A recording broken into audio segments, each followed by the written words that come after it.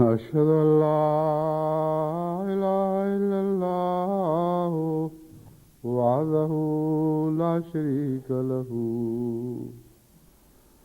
وأشهد أن محمدا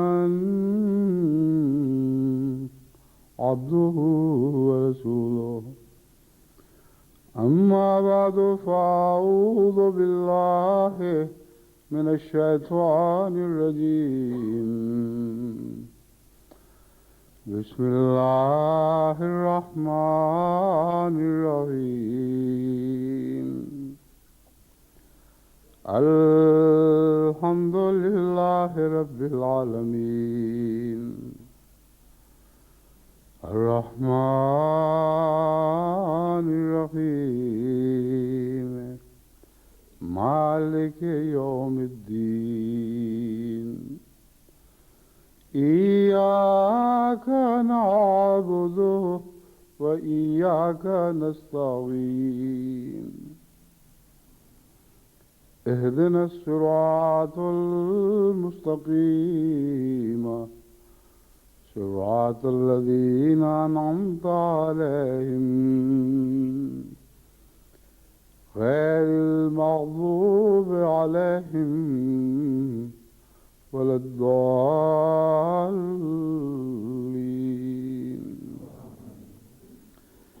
قل تعالوا واتل ما حرم ربكم عليكم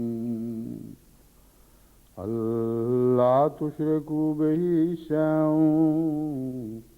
وبالوالدين إحسانا ولا تقتلوا أولادكم من إملاق نحن نرزقكم وإياهم ولا تقربوا الفواحش ما ظهر منها وما بطن ولا تقتلوا النفس التي حرم الله إلا بالحق ذلكم وصاكم به لعلكم تعقلون. سورہ انعام آیت 152. گزشتہ درس پہ حضرت اقدس مسیح موعود علیہ السلام کے ایک اقتباس کے تعلق میں، جس میں حضور اکرم حضرت مسیح موعود علیہ السلام نے حضرت صلی اللہ علیہ وسلم کی ایک حدیث بیان فرمائی تھی، میں نے یہ آیت پڑھی تھی اور اس کا تعلق جوڑ کر آپ سے یہ گزارش کی تھی کہ انشاءاللہ آئندہ خطبے کے موقع پر میں اس مضمون کو مزید کھولوں گا.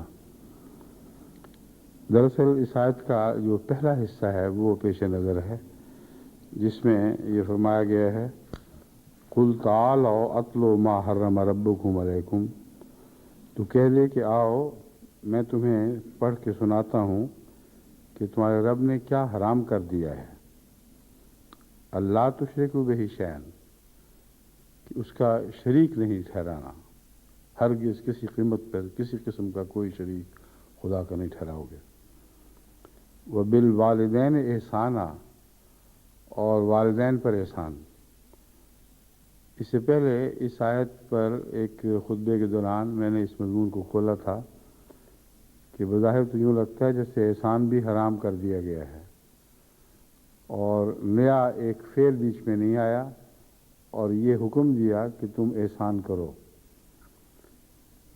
تو اس کے مختلف پہلو ہیں جن کے اوپر علماء بحث کر چکے ہیں.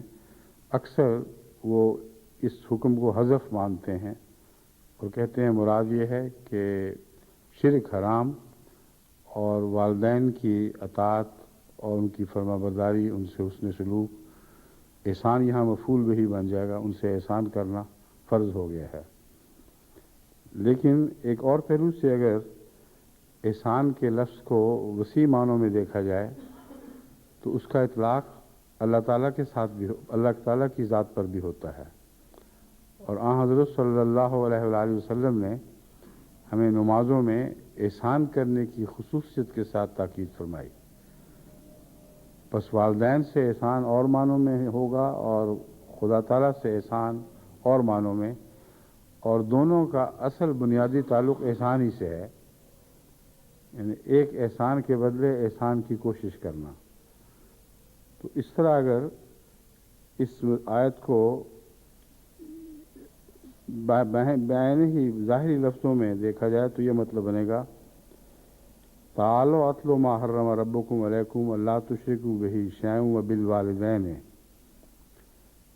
تم پر حرام کر دی ہے اللہ نے کہ خدا کا شریک ٹھہراؤ یا دنیاوی تعلقات میں والدین کا شریک ٹھہراؤ۔ کیوں کرو ایسا؟ احساناً، احسان کے پیش نظر، کیونکہ اللہ کا بھی ایک ایسا احسان ہے تم پر جس میں کوئی کائنات میں اور شریک نہیں ہے، بلکہ ساری کائنات اس کے احسان کا ایک مظہر ہے۔ تم پر احسان کیا تو کائنات وجود میں آئی، تم پر احسان کرنا مقصود تھا تو کائنات کو پیدا کیا گیا۔ تو اتنے بڑے احسان کے بدلے اگر تم اس کے شریک ٹھہرانے لگو تو اس سے زیادہ بے حیائی اور ناشکری اور ممکن ہی نہیں ہے۔ اور تمہیں وجود کی خلق بخشی ماں باپ نے، ماں باپ نہ ہوں تو تمہاری دنیا وجود میں نہ آئے۔ تو یہ دونوں اقدار مشترک ہیں، مشترکہ اقدار ہیں خدا تعالیٰ کی تخلیق میں اور ماں باپ کے اپنے بچوں کو پیدا کرنے میں، یہ دونوں قدر مشترک ہیں۔ اور جو احسان فراموش ہیں وہ تو یہ بھی کہہ دیتے ہیں ہم نے کب خدا سے کہا تھا کہ ہمیں پیدا کرو، اور ماں باپ کے متعلق بھی کہتے ہیں اپنی خاطر کیا ہے، ہم پر مفت کا احسان، ہم نے کب کہا تھا پیدا کرو۔ اگر اپنی خاطر پیدا کیا تھا جو کچھ بھی کیا تو اس لوتھڑے کو سینے سے لگائے کیوں پھرے، کیوں اس کی تکلیفیں برداشت کی، کیوں ان کو پال پوس کر پیار سے اپنے جو چیزیں اپنے پر خرچ کر سکتے تھے اپنی ذات کی قربانی کی اور ان پر خرچ کی، بچپن سے کتنے نخرے برداشت کیے۔ یہ بات ثابت کرتی ہے کہ اپنی خاطر نہیں کیا، تمہاری خاطر ہی کیا ہے۔ اور احسان جو ہے وہ ان دونوں صورتوں میں بے مثل ہے۔ کسی اور رشتے میں وہ احسان دکھائی نہیں دیتا جو خدا کے احسان سے مشابہ ہو، جو ماں باپ اور بچے کے رشتے میں دکھائی دیتا ہے۔ بس یہ وہ مضمون ہے جس کو اگر آپ غور کریں اس پر تو بڑے عظیم مطالب اس سے نکلتے ہیں۔ بنیادی طور پر احسان فراموشی کو سب سے بڑا جرم قرار دیا گیا۔ بنیادی طور پر احسان فراموشی کی تاکید فرمائی گئی یا احسان فراموشی کو حرام کر دیا، ایک ہی بات ہے۔ احسان فراموش ہونے کو حرام کر دیا، یہ میں بیان کرنا چاہتا ہوں۔ میں بس ان دونوں باتوں کا اس عبارت سے تعلق ہے جس کا جو میں نے پچھلی مرتبہ حضرت مسیح علیہ السلام کے الفاظ میں آپ کو پیش کی تھی، اور دراصل وہ ایک حدیث کے مضمون سے متعلق ہے۔ حضرت مسیح علیہ السلام فرماتے ہیں، حدیث شریف میں آیا ہے کہ دو آدمی بڑے بدقسمت ہیں، ایک وہ جس نے رمضان پایا پھر رمضان گزر گیا اور اس کے گناہ بخشے نہ گئے، اور دوسرا وہ جس نے والدین کو پایا اور والدین گزر گئے اور اس کے گناہ بخشے نہ گئے۔ ان دونوں میں قدر مشترک وہی ہے جو میں نے اس آیت کے حوالے سے بیان فرمائی ہے کہ احسان کو پیش نظر رکھتے ہوئے انسان جو کچھ بھی اپنے محبت اور خلوص کا اظہار کرتا ہے اس کو احسان کے بدلے احسان کے مشابہ تو قرار دیا جا سکتا ہے، مگر احسان کے بدلے وہ احسان چکایا نہیں جا سکتا۔ بس اس آیت کریمہ میں جس طرح میں ترجمہ کر رہا ہوں وہاں احساناً کا مطلب یہ ہوگا اللہ اور ماں باپ کے احسان کو پیش نظر رکھتے ہوئے، جو احسان تم پر ہے اس کو مد نظر رکھتے ہوئے یہ کام کرو۔ تم پر حرام کر دیا گیا ہے کہ اس احسان کو بھلا لو۔ اور دوسرا معنی یہ ہوگا کہ تم احسان کا بدلہ احسان سے دو. ماں باپ کے احسان کا بدلہ احسان سے دینا، یہ مضمون تو کسی حد تک سمجھ میں آ جاتا ہے، مگر اللہ کا بدلہ احسان سے کیسے دو، یہ مضمون حضرت اقدس محمد مصطفیٰ صلی اللہ علیہ وآلہ وسلم نے ہمیں سمجھا دیا. اور یوں سمجھایا کہ نماز میں اس طرح نمازیں ادا کرو، اس طرح حضوری اختیار کرو خدا کے سامنے کہ گویا وہ تمہیں سامنے کھڑا ہوا دکھائی دے رہا ہے. اور اگر یہ نہیں کر سکتے تو اتنا ہی خیال رکھو کہ وہ تمہیں دیکھ رہا ہے. یہ جو احسان ہے یہ کامل توحید کا مظہر ہے. جب دوسرے سب خدا مٹ جاتے ہیں، جب تمام تر توجہ خدا کی طرف ہو جاتی ہے، اس وقت یہ احسان ہوتا ہے، اس کے بغیر ہو نہیں سکتا. تو مضمون وہی توحید ہی کا مضمون ہے. نماز کے دوران سوائے خدا کے کوئی چیز سامنے نہ رہے، اور جب کوئی بڑا آدمی سامنے کھڑا ہو جس کے حضور آپ پیش ہو رہے ہوں تو اس وقت در حقیقت دوسرے سب خیال مٹ جایا کرتے ہیں. صرف حضوری کا خیال ہے جو انسان پر قابض ہو جاتا ہے. بس شرک کے مضمون کی نفی اس احسان کے ذریعے فرمائے گی جو حضور اکرم صلی اللہ علیہ وآلہ وسلم نے نماز کے حوالے سے ہمارے سامنے کھولا. تو احسان کا مضمون ہے تو وہی، لیکن مختلف مواقع پر مختلف صورتوں میں چسپا ہوگا اور موقع اور محل کے مطابق اس کے معنی کیے جائیں گے. بس یہ وہ دو باتیں ہیں جن کو پیش نظر رکھتے ہوئے اب آپ غور کریں اس حدیث پر کہ جس نے رمضان کا مہینہ پایا اور اس کے گناہ بخشے نہ گئے. اب یہاں جو گناہ بخشنے والا مضمون ہے اس کا تعلق ایک اور حدیث سے بھی ہے جس میں اس کی تشریح فرمائی گئی ہے.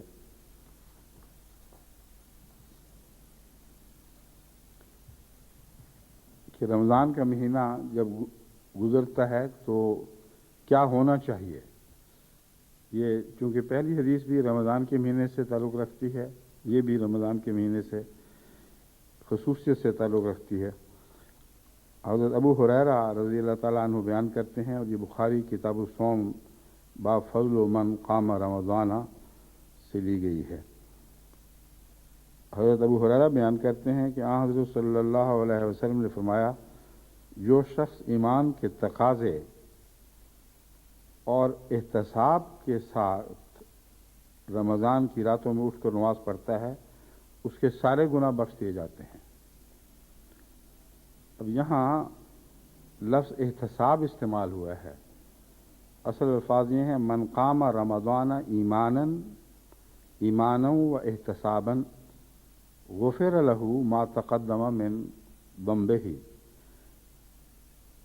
لفظ احتساب کا ترجمہ جہاں جہاں بھی میں نے دیکھا ہے ہر جگہ ثواب کی نیت سے کر دیا گیا ہے، اجر کی نیت سے کر دیا گیا ہے، جو اس موقع پر بالکل بے تعلق ترجمہ ہے.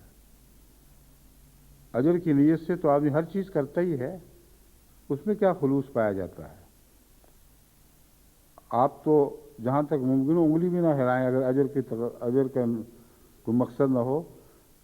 اب جب کان پہ خارج کرنے کے لیے بھی انگلی ہلاتے ہیں تو وہ اجر ہوتا ہے جس کی پیش نظر کے کام کرتے ہیں، ورنہ بیٹھے بیٹھے کیا ضرورت ہے حرکت کرنے کی. تو اجر تو ایک عام چیز ہے، اجر کی خاطر اگر ایسا کرو گے تو پھر تمہیں بخشا جائے گا، بالکل بے تعلق مضمون ہے. بس میں نے ڈکشنری کو غور سے دیکھا، مطالعہ کیا تو پتہ چلا کہ دھوکہ اس لیے لگا ہے کہ احتساب کے ساتھ اگر ایک اجر کا لفظ آئے تو پھر ثواب کی خاطر مراد ہوتی ہے، اور اگر بغیر کسی لفظ کے احتساب آئے تو وہاں حساب کرنا، اکاؤنٹنگ اور شمار کرنا، اپنا ایک ایک چیز کا جائزہ لینا، یہ مراد ہوتی ہے. چنانچہ محتسب، شہر کے محتسب کا نام آپ نے سنا ہوا ہے، شعروں میں بہت ذکر آتا ہے. جو شخص لوگوں کے حساب کرتا پھرے کہ کوئی کیا کر رہا ہے. ایک انسان جو روزانہ اپنے کھاتے لے کر بیٹھتا ہے، حساب کرتا ہے کہ میں کیا پایا اور کیا کھویا، یہ سب لفظ احتساب کے تابع آتا ہے. بس جو چوٹی کی لغات ہیں وہ اس فرق کو نمایاں کرتی ہیں. کہتی ہیں احتساباً خالی جب اکیلا آئے تو اس سے مراد اول طور پر حساب کرنا ہے، کیونکہ لفظ احتساب حساب ہی سے نکلا ہوا ہے. بس حساب کرو. احتساب کا مطلب ہے اپنے اوپر حساب کو چسپاں کر کے خود اپنا تنقیدی جائزہ لو.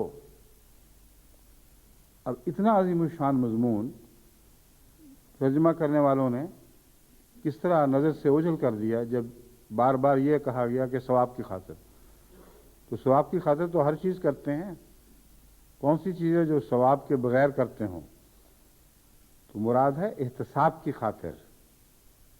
جب اپنے نفس کا احتساب کرو گے کہ تم کس حالت میں ہو، کیا روزانہ کیا تمہارا مشغلہ ہے، کیا کیا کام جو برے کام تھے تم نے اب رمضان میں چھوڑنے شروع کر دیے ہیں، کیا کیا کام جو اچھے کام تھے ان کو پہلے سے زیادہ حسین کر کے تم نے ان پر عمل شروع کیا ہے، اس کو احتساب کہتے ہیں.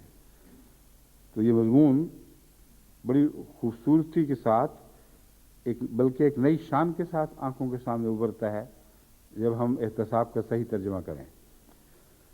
تو مراد یہ ہے کہ جو شخص ایمان کے تقاضے پر پورے کرتا ہوا لفظ بھی بات مبہم کرنے والا ہے، جو اللہ پر ایمان کی خاطر ایسا کرتا ہے. اب یہ جو پہلا لفظ ہے یہی آنکھیں کھولنے کے لیے بہت کافی ہے. بہت سے لوگ روزے رکھتے ہیں تو رسماً روزے رکھتے ہیں، بہت سے لوگ روزے رکھتے ہیں لیکن پورا خدا پر ایمان نہیں ہوتا. جب بھی رمضان ختم ہو تو واپس انہی پہلی منفی حالتوں کی طرف لوٹ جاتے ہیں، اور خدا کے بغیر جو ان کی زندگی ہے وہ سر نو پھر شروع ہو جاتی ہے. ادھر رمضان ختم ہوا تو پرانی زندگی لوٹ آئی. یہ جو بات ہے بہت گہری بات ہے. حضرت صلی اللہ علیہ وآلہ وسلم کے الفاظ کو کبھی بھی ہلکی نظر سے نہ دیکھیں، بہت ہی گہرے مضامین لیے ہوئے ہوتے ہیں. تو پہلی بات یہ ہے ایماناً. اب ماں باپ کا ذکر میں سر دست چھوڑ رہا ہوں، رمضان کی طرف آ رہا ہوں، یعنی پہلا جز جو ہے جس میں اگر آپ کے گناہ بخشے نہ جائیں تو گویا رمضان عمر ضائع ہو گئی. رمضان ضائع ہو گیا یا عمر ضائع ہو گئی ایک ہی بات ہے. ماں باپ گزر جائیں اور گناہ بخشے نہ جائیں تو وقت ضائع ہو گیا یا عمر ضائع ہو گئی، دونوں ایک ہی باتیں ہیں. ماں باپ کے تعلق میں کیا کیا کرنا چاہیے یہ ایک الگ تفصیلی مضمون ہے. چونکہ رمضان میں بات ہو رہی ہے، رمضان کے حوالے سے بات ہو رہی ہے، اس لیے میں رمضان کے تعلق میں اس مضمون کو مزید کھولتا ہوں.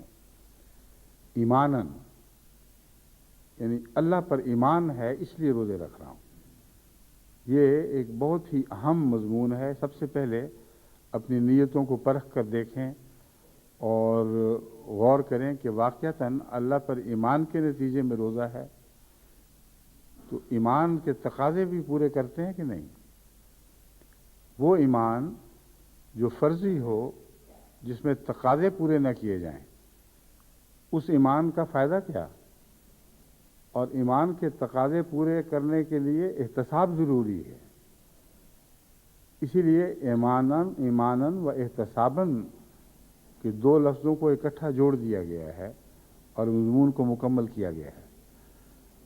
اور یہی بات ہے جس کی طرف میں نے آپ کو پچھلی دفعہ بھی توجہ دلائی تھی، مگر اب میں شرک کے حوالے سے اس مضمون کو آگے بڑھانا چاہتا ہوں. احتساب یہ کریں کہ کوئی بھی شرک کا پہلو آپ کی اس نیکی میں باقی نہ رہے. اور شرک کے تو پہلو آئے دن داخل ہوتے ہی رہتے ہیں اور آدمی سوچتا بھی نہیں کہ یہ چھوٹی سی بات ہے لیکن اس میں ایک شرک کا پہلو تھا. جو شخص اللہ کی خاطر روزے رکھتا ہے اور روزانہ یہ حساب کرتا ہے کہ میرا وزن کتنا کم ہوا ہے اور کچھ چربی گھٹی کہ نہیں گھٹی، وہ روزے کے اندر اپنے وزن کے گرانے کی ملونی کو بھی داخل کر لیتا ہے اور بظاہر بطور گناہ اس کو احساس بھی نہیں ہوتا، اور اگر سرسری اجازت لیں تو گناہ ہے بھی نہیں، ایک زائد فائدے کی طرف توجہ ہو جاتی ہے.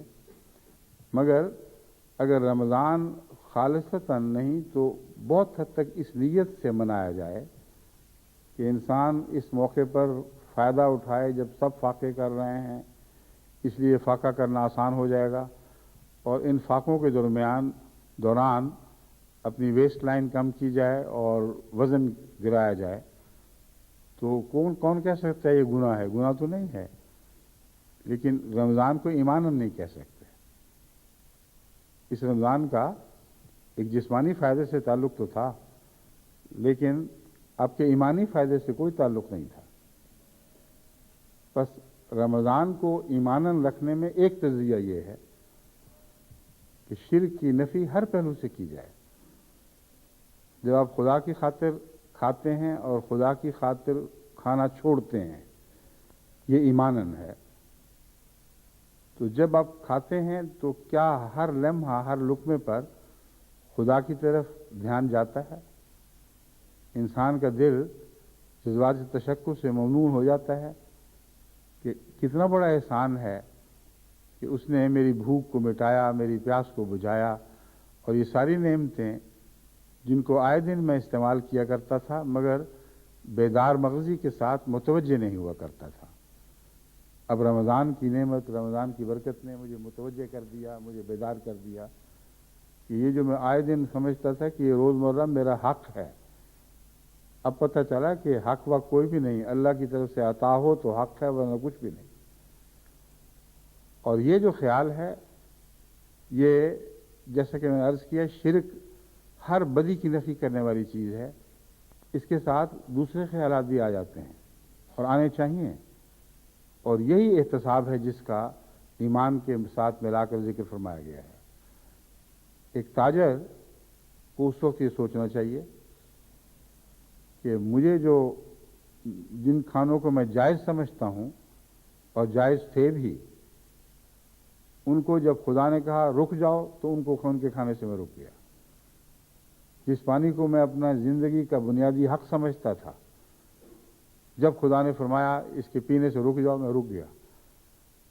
تو جو پانی میں نے پہلے پیے وہ سب حلال ہو گئے، جو کھانے میں نے پہلے کھائے وہ سب جائز ہو گئے۔ لیکن کیا جس کھانے سے میں روزے کی سحری کر رہا ہوں یا افطار کر رہا ہوں، اس میں خدا کی رضا شامل ہے بھی کہ نہیں؟ یہ احتساب کا اگلا قدم ہے۔ کوئی بددیانت تاجر طمانینت قلب کے ساتھ رمضان گزار ہی نہیں سکتا اگر روزانہ صبح شام صرف سحری اور افطاری کے وقت ہی اپنا احتساب کر لے، اور اس پہلو سے کرے جیسے میں بیان کر رہا ہوں۔ روزے ایماناً رکھے ہیں تو پھر ایمان کو جانچنا ہوگا۔ اللہ کی خاطر رکا ہوں تو اچھا، اب تو رکا ہوں تو کل کیوں نہیں رکا تھا، اور کل کیوں نہیں رکوں گا؟ میں کیا انتظار کر رہا ہوں کہ رمضان گزرے تو ان پابندیوں کی مصیبت سے نجات ملے اور پھر وہی تجارتیں شروع ہو جائیں جو پہلے ہوا کرتی تھیں؟ بلکہ بعض لوگ تو اس کا بھی انتظار نہیں کرتے، روزہ ختم ہوا تو پھر دنیا کے کاروبار، ان کے ساتھ جتنی بھی بددیانتیاں ملوث ہیں وہ ساری دوبارہ شروع ہو جاتی ہیں۔ تو ساری زندگی کے ساتھ یہ تعلق ہے۔ جس نے رمضان کو پایا اور ایماناً اور احتساباً رمضان کو رمضان کا حق ادا نہ کر سکا، اس کی تو ساری عمر ضائع گئی۔ ماں باپ جس طرح آ کے نکل جاتے ہیں ہاتھ سے، اس طرح ہر دفعہ رمضان ایک زندگی لے کر آتا ہے، اور ہر دفعہ وہ زندگی واپس لے کے چلا جاتا ہے اگر آپ اس زندگی کے اوپر مضبوطی سے اپنا ہاتھ نہ ڈال دیں، اس کو چمٹ نہ جائیں، اور وہ اسی طریقے سے ممکن ہے۔ بس ایک رمضان اگر کامیابی سے گزر جائے تو حضرت صلی اللہ علیہ وآلہ وسلم فرماتے ہیں کہ ایسا ہی ہے جیسے ساری زندگی اس کی کامیاب ہو گئی، سارا سال کامیاب ہو گیا۔ یہ الفاظ ہیں، رمضان اچھا گزرا تو سارا سال اچھا گزر گیا۔ اس کا بھی اسی مضمون سے تعلق ہے کہ رمضان آپ کی زندگی سنوارنے کے لیے کئی قسم کی نعمتیں سجا کر لاتا ہے، اور ان نعمتوں کی طرف تو آپ دیکھتے بھی نہیں، مگر سحری اور افطاری کی نعمتیں صرف دکھائی دے رہی ہوتی ہیں۔ حالانکہ جو نعمتیں ہیں دوسری ہیں یہ تقویٰ کے خیالات کی نعمتیں ہیں، یہ احتساب کی نعمتیں ہیں. اگر کسی کو نصیب ہو جائیں تو بلا شبہ اس کی ساری زندگی سنور سکتی ہے. تو اس پہلو سے آپ اپنے رمضان کا جائزہ لیں اور اپنے گرد و پیش بھی نظر رکھتے ہوئے اپنے اہل و عیال کے رمضان کا بھی جائزہ لیتے رہیں، اپنے دوستوں اور احباب کے رمضان کا بھی جائزہ لیتے رہیں، اور منفی تنقید کی خاطر نہیں بلکہ مثبت رنگ میں، اچھے رنگ میں ان کو رمضان کے فوائد سمجھانے کی خاطر ان کے سامنے یہ باتیں کیا کریں، اور اپنے گھر میں ان باتوں پر غور کی عادت ڈالیں.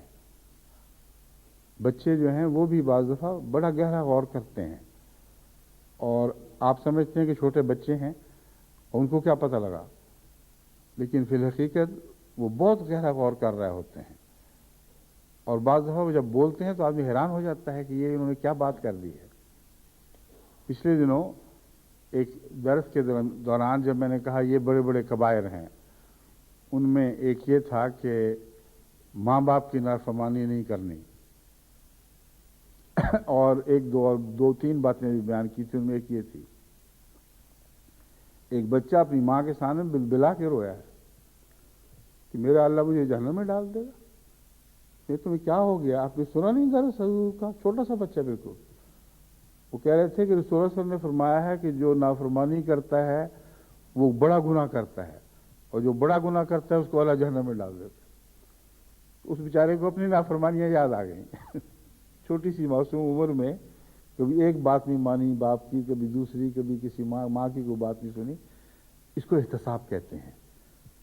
تو احتساب تو ایک بچہ بھی کرتا ہے، اور بچے کے احتساب میں زیادہ معصومیت ہوتی ہے. آپ بھی اس طرح احتساب کریں، اس کے نتیجے میں لازم ہے کہ آنکھوں سے آنسو بھی بہیں گے. اپنی ساری زندگی کے خلا آپ کی آنکھوں کے سامنے گھوم جائیں گے. بہت سی نیکیاں بجا لاتے رہے، مگر ایسے ہی جیسے صحرا میں بیج پھینک دیے اور مڑ کے نہیں دیکھا کہ اگا بھی تھا کہ نہیں، اور اگا تھا تو کیا بنا اس کا. تو انسان ساری زندگی اپنی نیکیاں اس طرح ضائع کرتا پھرے تو وہ خدا کو کیسے پائے گا جو روزے کی جزا ہے. بس رمضان شریف میں خصوصیت کے ساتھ اس طرف توجہ دلائی گئی ہے کہ تم احسان کا سلوک کرو ان معنوں میں کہ خدا کو سامنے دیکھ لو. اور یہ مضمون بھی حضرت صلی اللہ علیہ وآلہ وسلم نے بیان فرمایا ہے.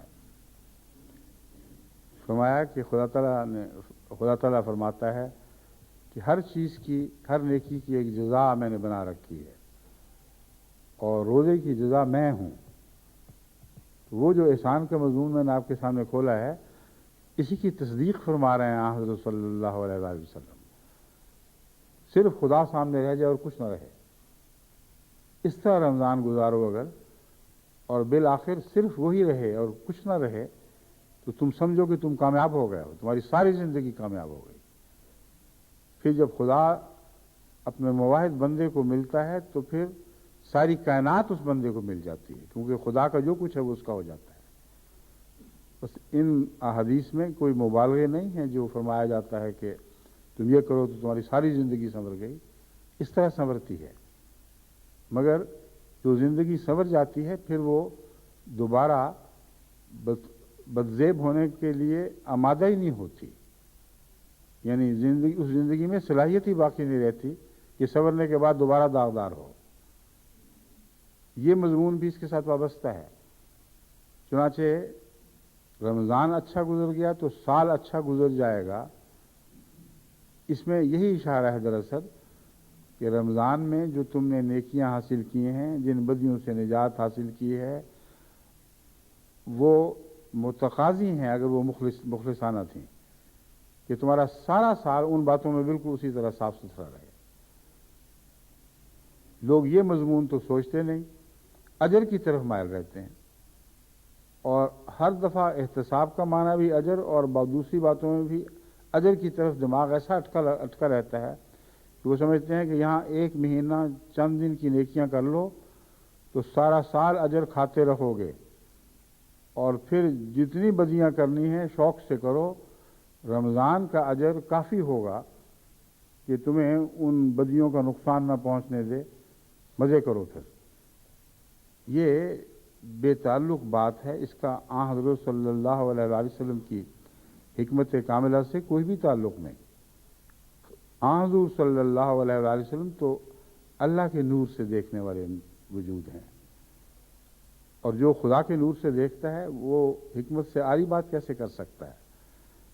بس حضور اکرم صلی اللہ علیہ وآلہ وسلم رمضان کے تعلق میں جب فرماتے ہیں کہ رمضان اچھا گزر گیا تو سال گزر گیا، یہی مضمون جب لیلۃ القدر کے حوالے سے آپ کے سامنے آئے گا تو پتہ چلے گا کہ پھر ایک رمضان کی ایک سال کی بات نہیں رہے گی، وہ رات اچھی گزر گئی تو ساری زندگی اچھی گزر گئی۔ تو جہاں رمضان کا ایک مہینہ ایک سال پر اپنی نیکیوں اور خوبیوں کے لحاظ سے پھیل جاتا ہے، وہاں لیلۃ القدر کی ایک رات ساری زندگی پر اپنے نور کے ساتھ پھیل جاتی ہے۔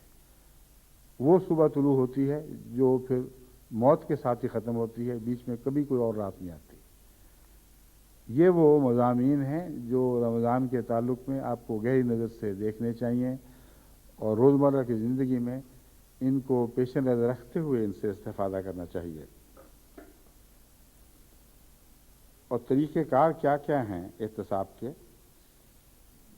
آن حضرت صلی اللہ علیہ وسلم نے فرمایا جو ایمان کے تقاضے پورے کرتے ہوئے احتساب کی نیت سے رمضان کی راتوں میں اٹھ کر نمازیں پڑھتا ہے، بس راتوں کو اٹھنا عبادت کی خاطر، اور عبادت اس لیے کرنا کہ اپنا احتساب کریں، یہ وہ مضمون ہے جس کو حضور اکرم صلی اللہ علیہ وآلہ وسلم نے کھولا ہے، اور اس کے نتیجے میں استغفار بخشش ہوتی ہے۔ یعنی کہ اجر کی خاطر کرو تو بخشے جاؤ گے، اس طرح رمضان گزارو تو پھر بخشش ہوگی۔ اور اس بخشش کا مرتبہ اور مقام کیا ہے، اس کو بیان کرتے ہوئے نسائی کتاب میں حضرت عبد الرحمن بن عوف کی یہ روایت ہے کہ جو شخص رمضان کے مہینے میں حالت ایمان میں احتساب کرتے ہوئے روزے رکھتا ہے اور اخلاص کی خاطر اخلاص کے ساتھ عبادت کرتا ہے، وہ اپنے گناہوں سے اس طرح پاک ہو جاتا ہے جیسے اس روز تھا جب اس کی ماں نے اسے جنم دیا۔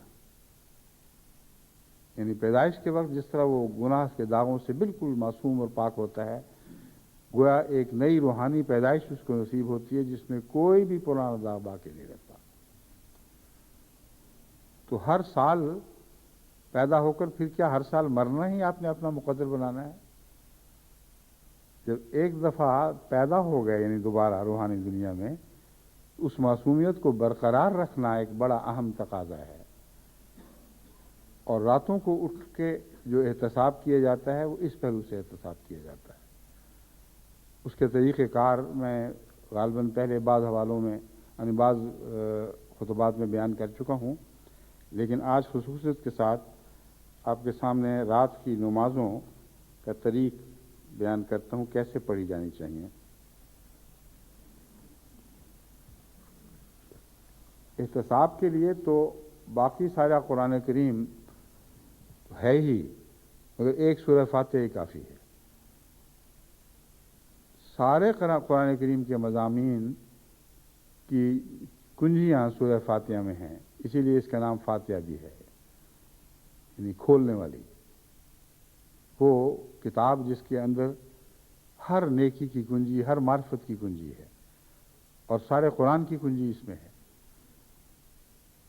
بس اس پہلو سے اگر آپ سورہ فاتحہ ہی کو اس رمضان میں اپنا مطمع نظر بنا لیں اور سورہ فاتحہ پر غور کرتے کرتے اپنی راتیں گزاریں تو بہت ہی کامل عبادت ہے، اور کوئی پہلو بھی آپ کی ضرورت کا باقی نہیں رہے گا جو سورہ فاتحہ کے حوالے سے پورا نہ ہو جائے۔ ناممکن ہے کہ اس سے آپ کو رمضان کے اعلیٰ مقاصد حاصل نہ ہوں، اور اس طرح غور کرتے ہوئے اگر آپ رمضان گزاریں گے تو واقعتاً وہ عید جو بعد میں آنے والی ہے وہ آپ کی پیدائش کی عید بن جائے گی. ایک نئی روحانی پیدائش ہوئی ہے جس طرح اس پر خوشیاں منائی جاتی ہیں، گویا عید ہر اس مومن کی پیدائش کی عید بن جاتی ہے جو رمضان مبارک میں روحانی طور پر دوبارہ پیدا ہوتا ہے. سورہ فاتحہ میں سب سے پہلے تو خدا تعالیٰ کی صفات ہیں، اور اکثر انسان کیونکہ روز پڑھتے ہیں اس لیے روز ایک غفلت کی نظر کے ساتھ گزرنا شروع کر دیتے ہیں. وہ سمجھتے ہیں یہ 4 صفات تو ہم نے پڑھی ہوئی ہیں، بار بار پڑھتے ہیں، کیا ضرورت ہے ٹھہرنے کی. الحمدللہ رب العالمین الرحمن الرحیم مالک یوم الدین. اگر ٹھہرتے ہیں تو ایاک نعبدو کے بعد ایاک نستعین پہ ٹھہرتے ہیں، بس کہ تجھ سے ہی مدد مانگیں گے، اور مدد مانگ کے پھر آگے صراط الذین انعمت علیہم پر بھی غور کی ضرورت نہیں کہ جس رستے کے لیے مدد مانگی ہے اس کے تقاضے کیا ہیں. تو در حقیقت سارا قرآن رمضان کی خاطر اترا ہے، اور سارے قرآن کے مضامین رمضان پر اطلاق پاتے ہیں، اور سورہ فاتحہ سارا قرآن ہے. یہ وہ مضمون ہے جو میں آپ کے سامنے کھول کے آپ کو اس سے استفادے کی نصیحت کرتا ہوں اور طریق سکھاتا ہوں. سورہ فاتحہ آپ کی جان بن جائے، سورہ فاتحہ آپ کے ذہن پر چھا جائے، آپ کے اعمال میں جاری ہو جائے تو دنیا و مافیہ سب کچھ میسر آ گیا. اور قرآن کے مطالب بھی سورہ فاتحہ پر غور کرنے اور اس کی محبت کے نتیجے میں عطا ہوتے ہیں. امر واقعہ یہ ہے کہ کبھی بھی کسی کو سورہ قرآن کے مطالب نصیب نہیں ہو سکتے جسے سورہ فاتحہ سے محبت نہ ہو اور جو سورہ فاتحہ کو غور کرتے ہوئے نہ پڑھے. اور یہ بھی ایک چابی ہے ایسا پاک ہونے کی جس کے نتیجے میں اللہ تعالیٰ قرآن کا عرفان نصیب کرے. تو پہلے تو الحمدللہ رب العالمین کا مضمون ہے. روزے کے ساتھ تو ربوبیت کا خاص تعلق ہے. سب تعریف اس ذات کی ہے جو رب العالمین ہے. رب العالمین کے مضمون پر آپ جتنا غور کریں یہ ایسا مضمون ہے ہی نہیں جو ایک نماز یا ایک رات کی نمازوں یا ساری زندگی کی نمازوں میں بھی حل ہو سکے اور اپنے اختتام کو پہنچ سکے. ربوبیت کا مضمون ساری کائنات سے تعلق رکھتا ہے، اور دعویٰ بھی یہ نہیں فرمایا کہ الحمدللہ ربی، میں اللہ کی حمد کرتا ہوں جو میرا رب ہے. دعویٰ یہ فرمایا گیا الحمدللہ رب العالمین، سب تعریف اللہ ہی کے لیے ہے جو تمام جہانوں کا رب ہے. تمام جہانوں کا رب ہے تو پھر ہمیں اس سے کیا؟ سوال تو یہ پیدا ہوتا ہے، سارا جہان تعریف کرے، ہم کیوں تعریف کریں؟ لیکن جب اور غور کریں اس مضمون پر اور مزید غور کریں تو آپ یہ دیکھ کر حیران ہوں گے کہ سارے عالمین آپ کی خاطر پیدا کیے گئے ہیں. قرآن کریم اس بات کو خوب کھول رہا ہے. جس کو ہم سکھائی ہے اس کو یہ سمجھنا چاہیے کہ مجھے سارے جہان کے پالنے والے کی ہم کیوں سکھائی گئی؟ اس لیے سکھائی گئی کہ سارے جہانوں کا رب، اس لیے سارے جہانوں کا رب ہے کہ ان جہانوں سے انسان پیدا ہونا تھا، اور سارے جہانوں کی ربوبیت انسان کی طرف لے جانے کے لیے بے انتہا منازل ہیں جن کا گننا ممکن ہی نہیں. آغاز آفرینت سے لے کر اس معراج، ارتقاء کے معراج تک جس پر آن حضرت صلی اللہ علیہ وسلم کی مبعوث ہوئے، اور یا اس معراج کے وقت دنیا میں ظہور نمودار بھی نہیں کہنا چاہیے، پیدا ہوئے کا لفظ تو ایک معمولی لفظ ہے، اس لیے میں اس کو اجتناب کر رہا ہوں. یہ کہہ سکتے ہیں کہ اس ارتقاء کے معراج کے وقت جس پر آن حضرت صلی اللہ علیہ وسلم رونما ہوئے، آپ جلوہ گر ہوئے، آپ کے وجود کو ساری دنیا پر نور الہی کے طور پر روشن کر دیا گیا. اس مقام تک اس سے پہلے تمام جہانوں کی جس حد تک بھی تربیت ہوئی ہے وہ ساری تربیت اسی منزل کی طرف تھی. اور آن حضرت صلی اللہ علیہ وآلہ وسلم سے پہلے بشر پیدا ہو چکے تھے، لیکن کسی بشر کو اپنی آخری منزل کی خبر نہیں تھی. کسی بشر کو یہ نہیں پتا تھا کہ رب العالمین ہے کیا، کس شان کا وجود ہے، کس طرح کے جہانوں کی ربوبیت کرتا ہے. جب یہ ربوبیت حضرت محمد رسول اللہ صلی اللہ علیہ وآلہ وسلم کی ذات پر منتج ہوئی ہے، تب ہمیں پتہ چلا کہ ربوبیت ہوتی کیا ہے. اور عالمین کا خدا رحمت للعالمین کی ربوبیت کی صورت میں جلوہ گر ہوتا ہے. بس الحمدللہ رب العالمین، سب تعریف اس اللہ کے لیے ہے جس نے سارے جہانوں کو پیدا کیا، ان کی ربوبیت فرمائی اور ہمیں اس مقام پر کھڑا کیا اور ہمیں یہ عبادت کا طریق سکھایا کہ اب ساری کائنات کی نمائندگی میں اے محمد رسول اللہ کے غلاموں تم یہ اقرار کرو اور پورے عرفان کے ساتھ اقرار کرو کہ الحمدللہ رب العالمین. رب العالمین کس طرف حمد کے سوا کچھ منسوب ہو ہی نہیں سکتا. اب اس ربوبیت پر آپ غور کریں تو دو حصے ربوبیت کے ہیں، ایک ہے مادی ربوبیت اور ایک ہے روحانی ربوبیت. اور مادی ربوبیت اور روحانی ربوبیت کو آپ ایک دوسرے سے بالکل منقطع کبھی بھی نہیں کر سکتے.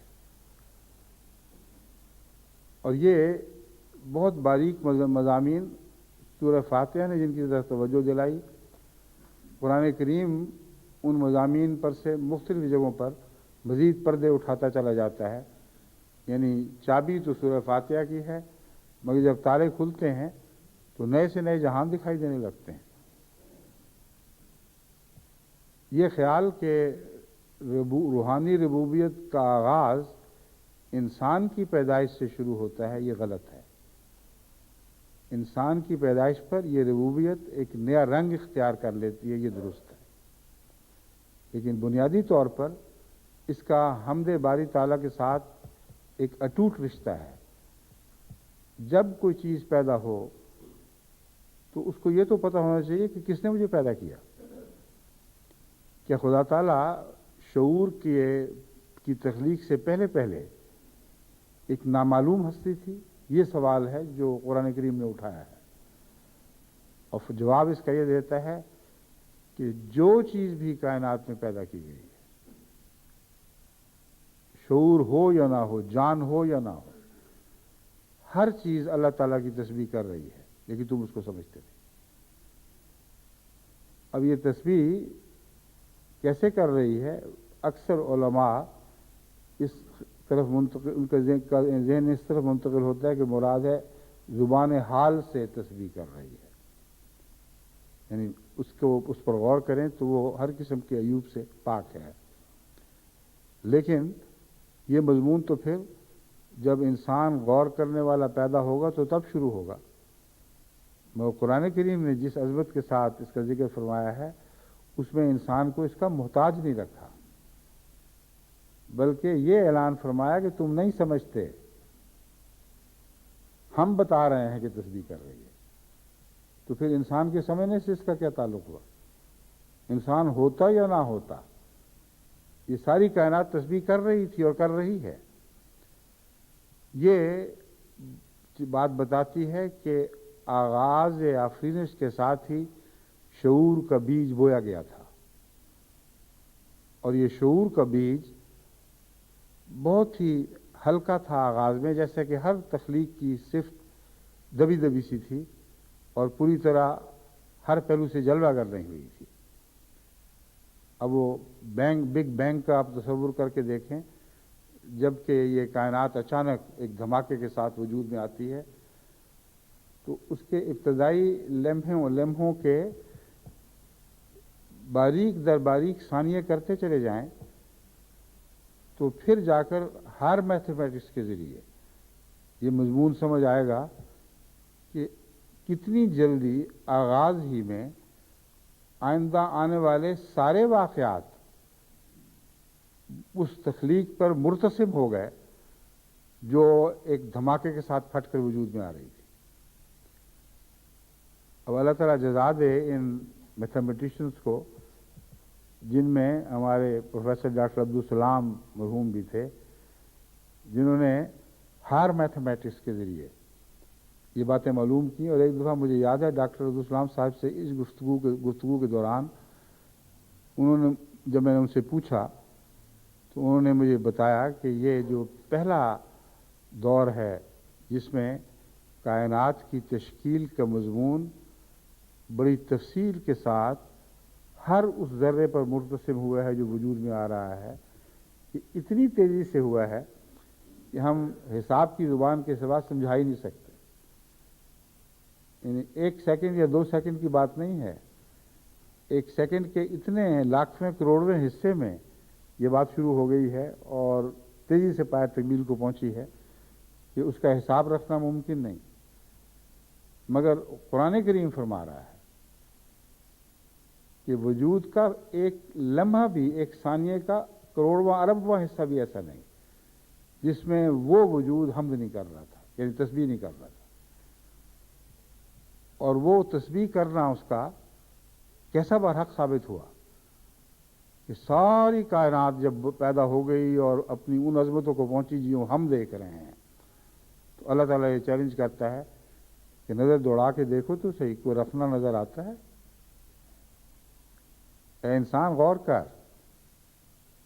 ہر طرف نظر دوڑا، کوئی ادنا سا بھی رکھنا اس تمام کائنات میں دکھائی دیتا ہے؟ فرمایا تیری نظر تھکی ہی لوٹ آئے گی اور کوئی رکھنا نہیں پائے گی۔ پھر نظر دوڑا، شاید اس دفعہ کوئی کمزوری دکھائی دے جائے، مگر پھر تیری نظر ناکام نامراد تجھ تک واپس آ جائے گی اور ساری کائنات میں کوئی بھی رکھنا نہیں دیکھے گی۔ بس یہ ہے رب العالمین کا مضمون، یعنی بے انتہا مضامین میں سے ایک یہ پہلو ہے جس پر آپ غور کریں تو آپ حیران ہوں گے۔ آپ یہ گواہی نہیں دے رہے کہ صرف ہم ہی ہیں جو تیری حمد کے گیت گاتے ہیں، آپ یہ گواہی دیتے ہیں الحمدللہ رب العالمین، ہمارے وجود سے پہلے ہی تیرے حمد کا مضمون کامل تھا اور ہمیشہ سے کامل رہا ہے۔ ساری کائنات اپنی پیدائش اور ترقی کے ہر دور میں تیری ہی حمد کے گیت گاتی رہی ہے۔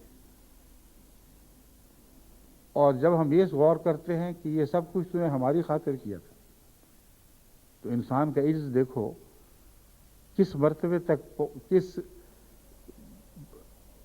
گہرائی تک، بستی تو نہیں کہنا چاہیے، کس گہرائی تک جا پہنچے گا۔ اس سے آگے پھر گہرائی کا تصور ہی باقی نہیں رہتا، وہ انسان مٹتے مٹتے خدا کی راہ میں بالکل مٹ جائے گا۔ اور یہ بات کائنات کے تصور کے ساتھ ایسی وابستہ ہے کہ اس سے اس کو الگ کیا ہی نہیں جا سکتا۔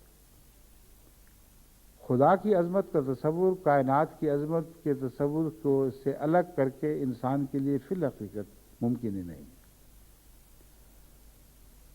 خدا کو آپ رب العالمین کہتے ہیں تو اس کا مطلب کیا ہے؟ کتنا بڑا رب ہے؟ وہ عالمین کتنے بڑے ہیں؟ جب تک ان کا نہ پتہ چلے رب کی بڑائی کا کیسے پتہ چلے گا؟ بس عالمین پر غور کے جو مختلف ذرائع ہیں، طریق ہیں، وہ میں آپ کو سمجھا رہا ہوں۔ ایک یہ معنی ہے رب العالمین کا کہ اتنا بڑے جہان اس نے پیدا کیے ہیں کہ ان کی گناہ کی آج بھی ہمیں سمجھ نہیں آ سکتی، اور وہ آغاز ہی سے خدا کا ذکر کر رہے ہیں، اور ان کے وجود کا لمحہ لمحہ ہر قسم کے نقص سے پاک ہے۔ اب اتنا بڑا دعویٰ اگر شعور کے ساتھ کیا جائے تو تب سبحان اللہ کہنے کا انسان مجاز بنتا ہے۔ پھر یقین کے مقام پر کھڑے ہو کر یہ کہہ سکتا ہے کہ اے خدا تیری کائنات پر نظر ممکن نہیں تو ہم تیری صفات کاملہ پر کیسے نظر ڈال سکتے ہیں؟ مگر یہ ضرور گواہی دیتے ہیں کہ جہاں تک ہماری نظر گئی ہم نے اس کائنات کو نقص سے پاک دیکھا، جہاں تک نگاہ دوڑائی کبھی کوئی رکھنا نہ پایا، ہمیشہ نگاہیں نامراد ہو کر لوٹی ہیں اور تیری تسبیح کے گیت گاتے ہوئے واپس آئیں گے۔ بس اب ہم اس مقام پر کھڑے ہیں کہ الحمدللہ رب العالمین کا اعلان کرتے ہیں، مگر رب العالمین پھر ہر شخص کا الگ الگ ہوتا چلا جائے گا۔ یعنی آپ کو جتنا عالم کا علم ہے اتنا ہی وہ آپ کا رب بنے گا، اور جتنی اس مضمون کو وسعت دیں گے اتنا ہی رب العالمین وسیع تر ہوتا ہوا آپ کے اوپر جلوہ گر ہوگا۔ جب یہ مادی کائنات میں یہ حال ہے تو روحانی صفات باری تعالیٰ اسی طرح عظیم بھی ہیں اور اسی طرح لامحدود بھی ہیں، کہ بلکہ ان سے زیادہ، کیونکہ جس خدا نے یہ لامحدود کائنات پیدا کی، لامحدود ان معنوں میں کہ اس کی کنہ کو سمجھنے کی ہم میں طاقت ہی نہیں ہے، جتنی طاقت ہے جہاں تک پہنچتے ہیں آگے کچھ اور دکھائی دیتا ہے اور ہم تھک کے واپس آ چکے ہوتے ہیں اور اس کی معرفت کو پا نہیں سکتے۔ یہ لامحدودیت ہے جو انسان کے نقطۂ نظر سے ہے، جہاں تک چاہے چلا جائے، جہاں تک چاہے غور کرتا چلا جائے، وہ کسی غور کو اپنی ایسی انتہا تک نہیں پہنچا سکتا کہ آگے دیوار کھڑی ہو کہ اب میں آگے نہیں جا سکتا۔ کھلے رستوں میں کھلی دیواریں ہیں، یعنی کھلی دیواریں انسان کی بے اختیاری کی دیواریں ہیں۔ رستے کھلے ہیں، آؤ اور میری جستجو کرو، آؤ اور تلاش کرو کہ کہاں مجھ میں کوئی رکھنا باقی ہے، اور دوڑتے چلے جاؤ۔ ساری زندگی کا سفر، ساری نسلوں کا سفر، ساری کائنات کا سفر ہے جو تم پر منتج ہوا ہے، یہ بھی تو غور کرو۔ جب کہا جاتا ہے ایک انسانی زندگی کا سفر تو مراد یہ نہیں ہے کہ چند سال کا، انسان تو کائنات کے سفر کے آخر پر کھڑا ہے۔ وہ آخری لوگ جو منزل کے قریب تر پہنچے ہیں، جیسے دوڑ ہو رہی ہو میراتھن، تو بے شمار لوگ بہت پیچھے رہ جاتے ہیں، اور کچھ ہیں جو سب سے آگے جاتے ہوتے ہیں۔ جو سب سے آگے ہیں انہوں نے وہ سارے راستے دیکھے ہوئے ہیں جو پچھلے لوگوں نے ابھی کچھ دیکھے اور کچھ دیکھنے ہیں۔ تو الحمدللہ رب العالمین کا دعویٰ جو ہے وہ یہ منظر پیش کر رہا ہے۔ خدا تعالیٰ فرماتا ہے ساری کائنات تسبیح کرتے ہوئے ہی یہاں تک آئی ہے، جہاں سے تم نے یہ ڈنڈا اٹھا اپنے ہاتھ میں تھاما ہے، یہ نشان اپنے ہاتھ میں تھاما ہے اور آگے بڑھ رہے ہو۔ بس تسبیح کا مضمون حمد میں جو داخل ہوا ہے، یہاں تسبیح کے بجائے حمد کا لفظ استعمال ہوا ہے، یہ وہ پہلو ہے جسے خصوصیت کے ساتھ اگر آپ سمجھ لیں تو دراصل تسبیح اور حمد میں فرق تو کوئی ایسا نہیں کہ جب تک تسبیح ختم نہ ہو حمد شروع نہیں ہوتی۔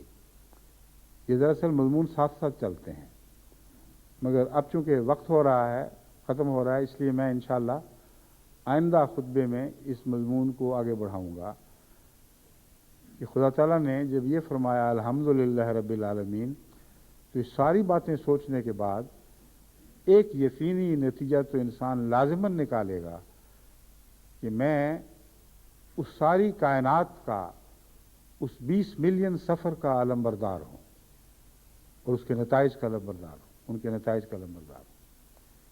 یہ جھنڈا جو ربوبیت کی حمد کا میں نے ہاتھوں میں تھاما ہوا ہے، یہ بے وجہ نہیں ہے، اس کے پیچھے 20 بلین سال کی گواہیاں کھڑی ہیں، اور آغاز سے لے کر اب تک وہ گواہی ہمیشہ ایک ہی آواز بلند کرتی رہی ہے کہ اللہ ہر برائی سے پاک ہے، ہر کمزوری سے پاک ہے۔ بس اس پہلو سے میں اب اس مقام پر پہنچا ہوں کہ اللہ تعالیٰ کے فضلوں کے ساتھ اس کی رحمانیت کی جلوہ گری سے، جس کا ذکر آگے آنے والا ہے، میں اب حمد کے گیت گانے کا اہل بنا دیا گیا ہوں۔ اور حمد کا گیت کس نے سکھایا؟ حضرت محمد مصطفیٰ صلی اللہ علیہ وآلہ وسلم نے۔ الحمد کے لفظ کے اندر وہ بات پہلے ہی داخل فرما دی گئی تھی جس کی طرف توجہ نہیں گئی کسی کی، یہ بعض دفعہ نہیں جاتی کہ رب العالمین کا مضمون حمد کے ساتھ وابستہ ہے، مگر حمد سیکھو گے کس سے؟ تم تو جاہل مطلق ہو، تمہیں وہ فضیلت بظاہر بخشی گئی ہے کہ تم سب کائنات کے سفر میں سب سے آگے کھڑے ہو، لیکن جس نے اس مضمون کو سمجھا اور جس نے اس مضمون کو ہر پہلو کے ساتھ اللہ تعالیٰ کے فضل کے تابع معراج تک پہنچا ہے، وہ تو محمد رسول اللہ صلی اللہ علیہ وسلم۔ بس حمد میں جو ہے میم دال کا مضمون ہے، وہی مضمون ہے جو محمد میں بھی ہے اور احمد میں بھی ہے۔ اور اس تعلق سے پھر جب سورہ فاتحہ میں پھر آپ غور کرتے ہیں تو تسبیح کا مضمون حمد میں داخل ہو جائے گا، اور حمد بھی وہ جس کے گیت حضرت محمد رسول اللہ صلی اللہ علیہ وآلہ وسلم نے گائے۔ اور اب اس پر غور کرنے کے لیے آپ کو کتنے سال کی عبادت درکار ہے، اس کا آپ اندازہ کر سکتے ہیں۔ اس لیے بہت ہی بچگانہ خیال ہے کہ نماز میں بار بار وہی بات دہرائی جا رہی ہے، ہم کیوں نہ بور ہو جائیں۔ جنہوں نے بور ہونا ہے وہ اپنے اندھے ہونے کی وجہ سے بور ہوتے ہیں۔ جن کو نظر آتا ہے ان کے سامنے سورہ فاتحہ کے مضامین لامتناہی ہوتے ہیں، کبھی ختم ہو ہی نہیں سکتے۔ اس پہلو سے جب آپ رمضان گزاریں گے تو یہ زندگی کیا، آپ آئندہ آنے والی جتنی بھی زندگیاں پا سکتے ہیں ان سب کے راز پا جائیں گے، اور وہ ساری زندگیاں آپ کی ہم سے بھر جائیں گی۔ تب موت اللہ کا فضل بن کے آئے گی، تاکہ محنت کا دور جو لامتناہی ہونا چاہیے تھا اس کو کاٹ دے اور اجر کا دور شروع ہو جائے۔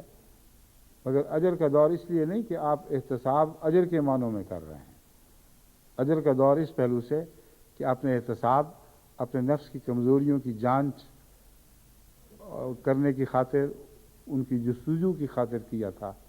اللہ تعالیٰ اس پہلو سے یہ رمضان ہمارے لیے مبارک فرمائے، اور اس رمضان کی ہر عبادت کا سفر ہمیں پہلے سے بلندتر مقامات کی طرف ہدایت دیتا ہوا لے جائے۔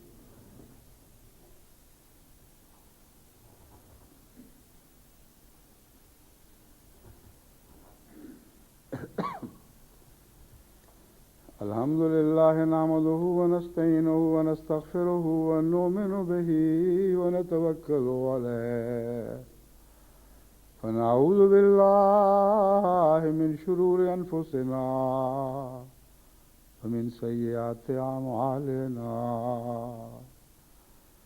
من يهده الله فلا مضل له ومن يضلله فلا هادي له، ونشهد أن لا إله إلا الله وحده لا شريك له، ونشهد أن محمدا عبده ورسوله۔ عباد الله رحمكم الله، إن الله يأمر بالعدل والإحسان وإيتاء ذي القربى وينهى عن الفحشاء والمنكر والبغي يعظكم لعلكم تذكرون۔ اذكروا الله يذكركم وادعوه يستجب لكم، ولذكر الله أكبر۔